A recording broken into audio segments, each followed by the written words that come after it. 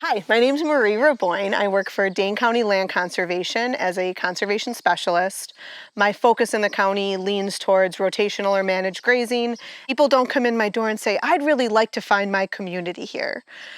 But once they kind of get into some of those communities and they realize that, oh, a mile down the road is someone that I should really know, whether this is like vegetable farming, livestock, row crops, all of them, I feel like I've seen more benefits from farmer-to-farmer interactions than anything I can ever do. So I'm really big on farmer dates. I call them farmer dates, but that's really what they are, is like, hey, you want to set up a watering system. This person just set up a system like this, or even better, this person's been running this system for 5 years. Let's go check it out. So yeah, we've got the BFFs. It's a new farmer-led watershed group down in the southern Yahara. Biological Farming Friends, or Farmer Friends. I didn't realize it was BFF. Yeah, it's BFFs. We did that on purpose. I mean, the whole acronym thing is real. You gotta like come up with your acronym and then figure something else out, right? Most of the folks in the group have some livestock at least. We've got several dairy farmers, several beef farmers.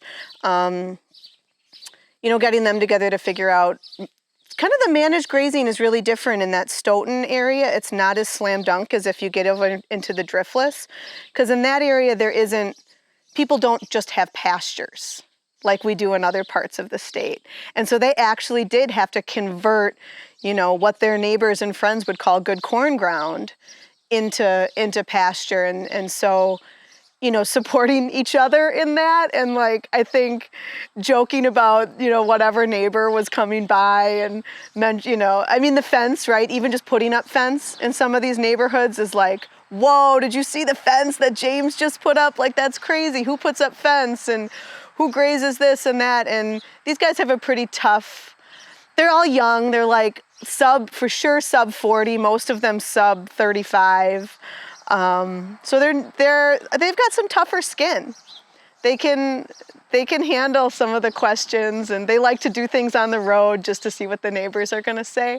So they're a really innovative group. They're all friends, or, that's the other thing with these groups that I think you can't just what I'm learning about these watershed groups, or any professional groups out there, is that you have to be really conscious about who you invite into that room. And I think in the past, we've really shotgun approached some of this stuff in the watersheds, where you send a flyer out to every farmer and then invite them somewhere. But the thing that we have to remember is community dynamics are king in small towns. And so, finding your farmer that maybe is he or she is going to be your entry point into that community, and then running things through them and making sure that who you invite we're not going to have conflicts in the room, because that's going to shut down the discussion immediately. If you've got two families in the room that for one reason or another don't get along, all of a sudden that tension builds, and then you might as well just call it a day, because no one's going to be able to joke or laugh or talk about their mistakes. The whole thing with these is you want to be able to talk about success, of course, but also wow, did I screw that one up? And here's why I screwed it up, and here's how I'm going to fix it. If someone who you compete with for rental ground is in the room, you're not going to talk about stuff like that. And so I'm really careful now just to casually, run by names oh, so-and-so contacted me, is that cool? and if it's not, that's okay too, and you can still work with that person, but maybe you don't invite them to the meeting, and they probably wouldn't come anyway, right? But it's important to, I think, take the time to understand those community dynamics. I'm learning that's important. People just want a very simple answer, and of course there never is. And I'm a firm believer with farmers, especially, if you really want something to work, chances are you're going to get it to work. There is something to be said about mind over matter with this stuff. Part of it is that maybe you have friends you can call when something doesn't work out right, or a friend who has a drill set up appropriate for the seed that you want to plant, which maybe your corn planter isn't appropriate for the seed you want to plant. Things like that. I just feel if you put the effort in to make something work, you know, I'd say 8 out of 10 times it's going to work. And then the 2 times it doesn't, as long as that person can sit back and say, well, why? You know, and then adjust.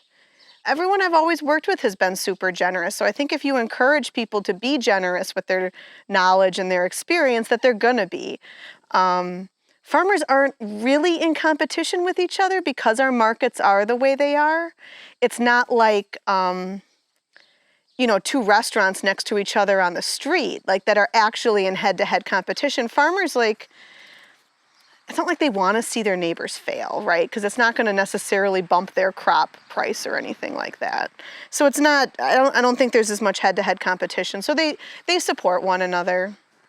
I think that's important.